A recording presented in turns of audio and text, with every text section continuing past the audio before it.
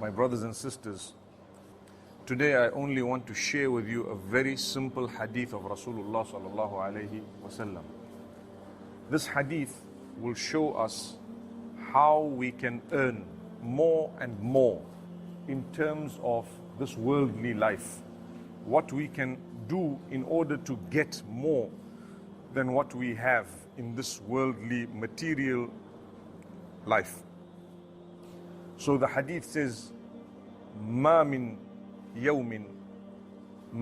يوم يصبح العباد فيه إلا وملكان ينزلان فيقول أحدهما اللهم أعط منفقا خلفا ويقول الآخر اللهم أعط ممسكا تلفا. The hadith says every day that the mu'mineen get up in the morning, the worshippers, the slaves of Allah, every day when they get up, two angels come down. The one angel says, "Oh Allah, give the one who is spending, give the one who is spending, increase." And the second angel says, "Oh Allah, give the one who is miserly, who is stingy, destruction." This is a hadith which has no doubt upon it. It is a hadith sahih. And it shows us that the angels pray for those who spend. Spend what? In a charitable way. No amount is mentioned because everyone has his own capacity. If you have, your savings are worth $100 and you have given $1, it is 1% of your wealth.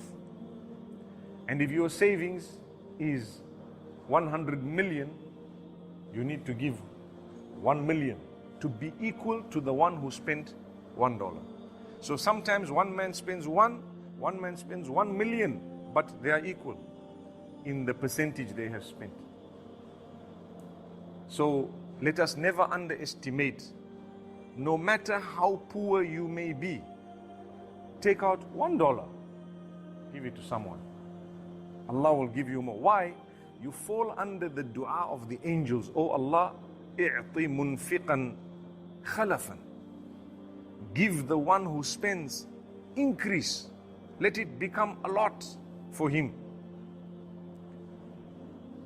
So we learn that in Islam we are taught that when you want to grow things, firstly, you seek from Allah alone.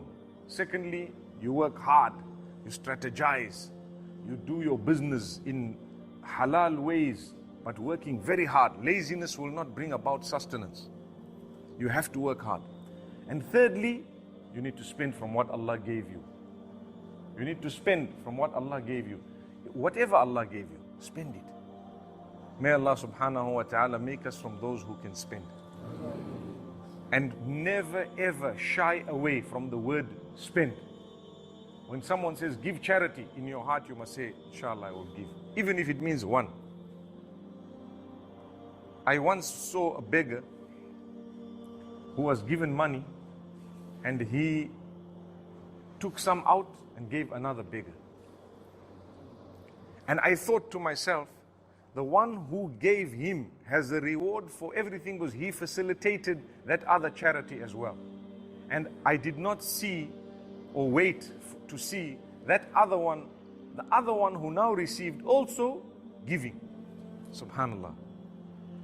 So if someone gave you $1 and you give 10 cents to someone else, wallahi, you have given 10% of what you have. 10% is very big. I know a brother who made a promise unto Allah that I will give charities fi sabilillah 1% of my turnover, over and above zakah. You see, zakah, you get a reward to fulfill it, definitely, because it's farad. But zakah is a test from Allah. Allah subhanahu wa ta'ala, He says to you that for every $100 you make, only 97.5 belongs to you, 2.5 belongs to me. So all you are doing is taking the change and giving it to him. How much was his? 2.5. So when you have 100, the change is, you are holding it for who? For Allah. It's not yours. That money is not yours. That's why it is dirty for you, but clean for someone else. So you are holding the change for Allah. You have to spend it for Allah. So Allah says, gave you 100, the change is 2.5. He is waiting for his change. He is waiting. He will wait for 1 year, that's change. Give him back. If not, he will slap you. You will spend that money somehow in another way. Some damage will happen, the money will be gone, wasted for something. Why did this happen? Because that money was not yours. Allah wanted to take it out of your system somehow. Remember this. So to give zakah, you're getting a reward, but your iman will make you give it naturally, automatically. The only problem is Allah tests you by making the figure go bigger. When you were small, it was $250. When you grew bigger, it became $25 million. You follow what I say? As you grow, you don't need the money you have, but you become more stingy and you become more clingy to your wealth. Some of the poorer people, they are more generous percentage-wise. They are more generous than some of the wealthy. It's Allah. So this man says, I will give 1% of my turnover. Listen to what I'm saying. And he says, from that day, my business grew so big that one of the scholars told me, if you make that promise to Allah that I will give 1% of my turnover, then he says, I have seen that most of the people, their wealth grows so much that shaitan comes to them because the figure of 1% is now too big. That's a test. It's nothing from the hadith that you have to give 1%. No, this is extra, over his own charity. Because you are, like yesterday, we said that if you want to know who you are, what do you look at? The lowest people, your treatment of them, you know who you are.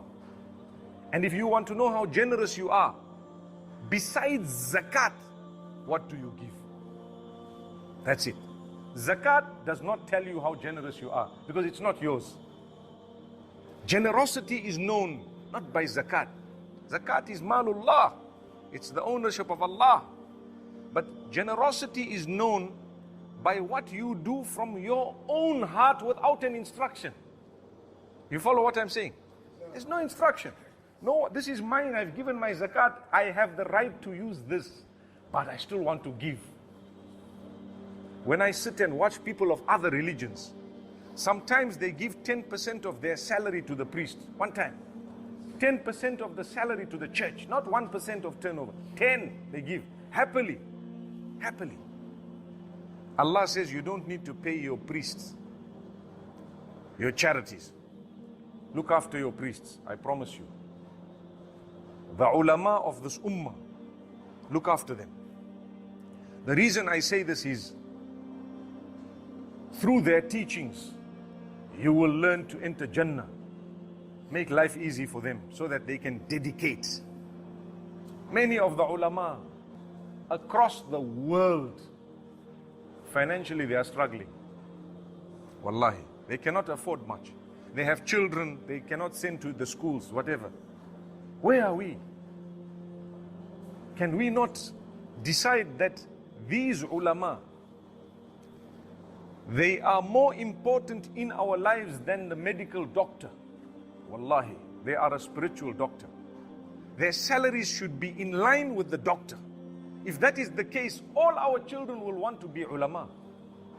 The problem with us, when it comes to religion, wallahi, shaitan comes to us to say, listen, don't give.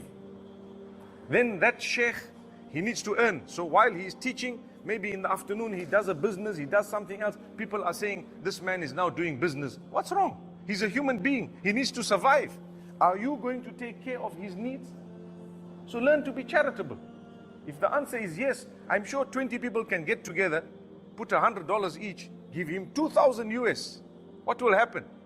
Be happy when you see the sheikh driving a nice car. When we see sheikhs driving nice cars, what happens to us? We want to comment bad comments. When we see a sheikh smelling good, nice pen, nice watch, 2 wives, 3 wives, we start saying, this sheikh, what is he doing? Obviously, this is an example here.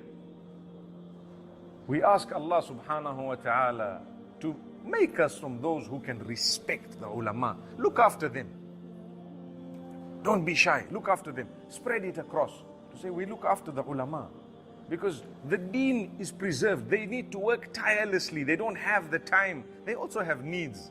So this is part of spending. The generosity of a nation is known by what they spend over and above the zakah. Inshallah. The same applies to poor people. When we see them, we give them.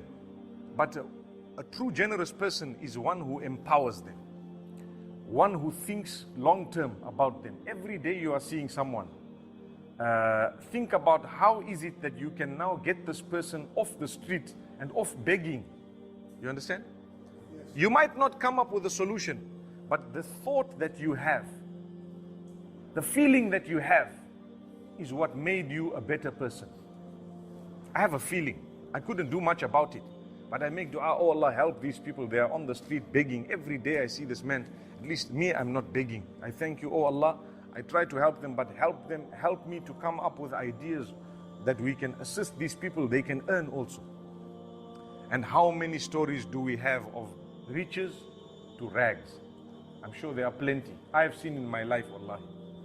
And how many we have of people who had nothing yesterday and today they are so wealthy you can't even believe it. It's Allah. Allah has a plan that wealth will not remain in the same hands. It must change hands. It belongs to all the people. We give turns to people to own in order to test them. When you have it, what are you going to do? That's all. So my brothers and sisters, when we have, we will give. We will have more by Allah. We will have more by Allah. May Allah subhanahu wa ta'ala make us from among those who are included in the dua of the angels, whereby every single morning the angel says, oh Allah, grant increase to the one who is spending.